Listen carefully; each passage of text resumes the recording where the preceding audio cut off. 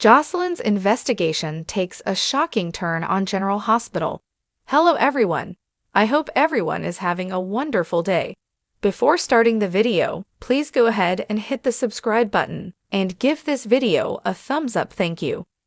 At Bobby's, Jocelyn Jacks, Eden McCoy, sat down at Jack Brennan's Chris McKenna table, frustration evident on her face. Her relentless pursuit of justice for Dex Heller, Evan Hofer, had hit a wall, but she refused to give up. Cyrus Renault, Jeff Kober, was involved. She was sure of it, but the proof remained elusive.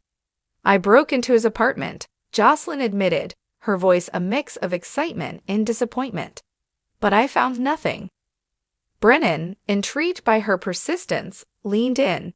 That doesn't mean the evidence isn't out there, he suggested. It could be somewhere else, another hideout?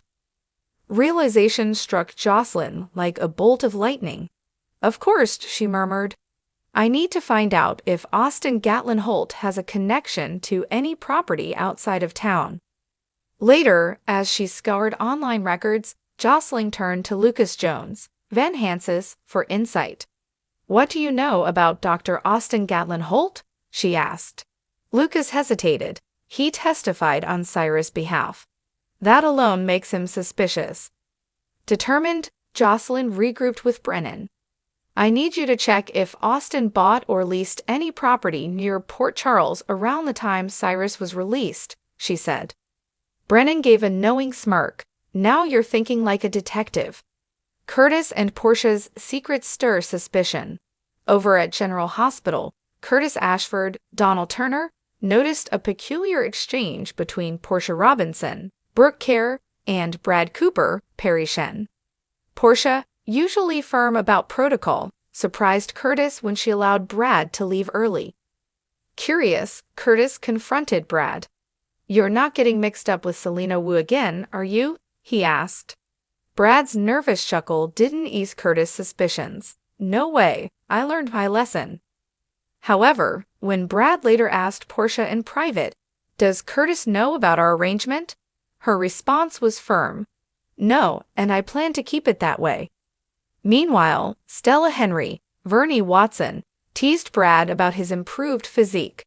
All that training is paying off, she said with a wink.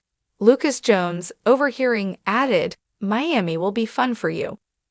Carly Corinthos, Laura Wright, watching from a distance, felt a pang of concern. Seeing Lucas and Brad reconnect set off alarm bells. She hoped Lucas would keep his distance. Carly and Brennan's risky romance.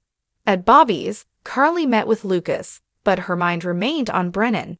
Despite Lucas' warnings, she wasn't backing away from her new romance. When Carly arrived at Brennan's table, she wasted no time. You haven't told Jocelyn anything about Valentin Cassadine, have you? Brennan shook his head. Your secret is safe. I wouldn't want her worrying about you. Relieved, Carly let out a breath she didn't realize she was holding. But deep down, she knew that as long as Valentin was involved, danger lurked around every corner. Loy's shocking confession, Gio's true parentage revealed. At Martin Gray's, Michael E. Knight, hotel suite, Lois Cirillo, Rena Sofer, arrived with a check in hand. This ensures confidentiality, she said firmly. Martin adjusted his glasses, intrigued. What's weighing on you, Lois? With a deep breath, Lois revealed her secret. 21 years ago, Brooklyn gave up a baby, Dante Falconeri's son, without his knowledge. Martin's expression darkened. That's a dangerous secret to keep. Before he could offer legal advice, Tracy Quartermain, Jane Elliott, stormed in, furious about Willow Corinthos, Caitlin McMullen, taking the kids back to Nina Reeves, Cynthia Watrous. The conversation was derailed, but once they were alone again, Lois pressed on. What if this secret comes out? She asked anxiously.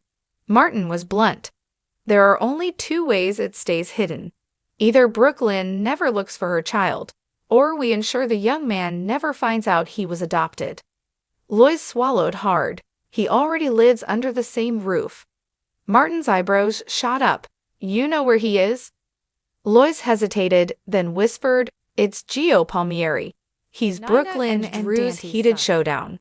At Nina's apartment, Drew Quartermain, Cameron Matheson, arrived to see Willow.